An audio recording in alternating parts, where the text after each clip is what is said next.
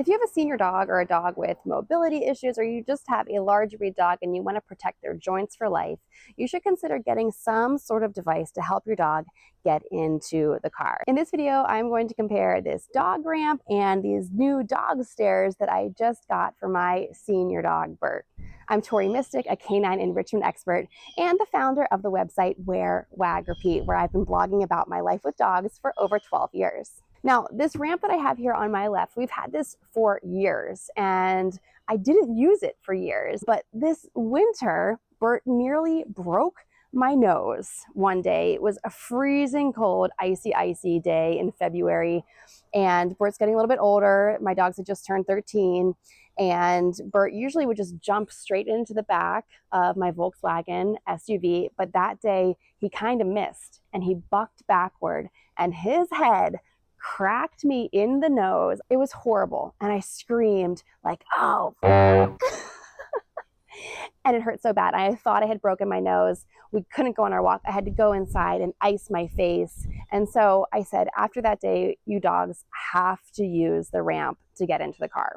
So the reason why I hadn't used it for years is because my other dog, Lucy, was a little bit reluctant to use it. But after I almost broke my nose, I was like, you guys have to learn how to use this ramp. And then my dog, Lucy, unfortunately, she had cancer and had these masses in her belly. And I was getting more and more nervous about hoisting her up into the back of the car, but we still wanted to go for our daily trail walks. So I knew the ramp was something that she was gonna have to figure out, and we were gonna have to figure it out together.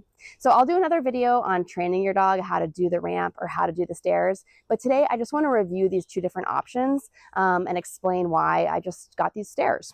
So this ramp, it's really heavy, it's really clunky. If you have two dogs and you're trying to handle two leashes at one time, plus get this out of the car and unfold it and then put it back in the car, it's really a pain in the ass. I'm always telling all my friends and my family, we need to invent a better dog ramp. But this is the dog ramp that we have, and a lot of ramps are just like this. So it folds in half, and then it goes straight back in the car like that. Now, it also takes up a lot of room in the car, and I can't really leave it standing up on its edge because when we would go around turns, it would fall over and potentially fall on my dogs, which I didn't want to happen. So we had to pretty much lay it flat in the back of the car in order to go anywhere. So that was reducing the area of my cargo for the dogs by about half. And the whole reason why I got this car was to have a big cargo area for the dogs. So that annoyed me about this ramp. The other thing is getting it out. It's pretty heavy and you really need two hands to set it up.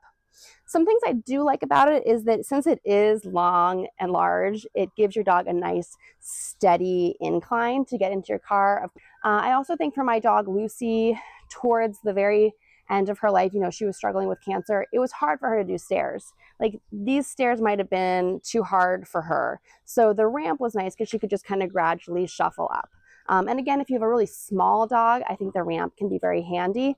However, you can't really get past how difficult it is to fold it up and put it in the car. It's kind of heavy, you need two hands, and it takes up a lot of space in the back of your car. Now, my dog Bert also gets in the car very enthusiastically. So he would kind of like leap and put all of his body weight right here at the joint point in the ramp.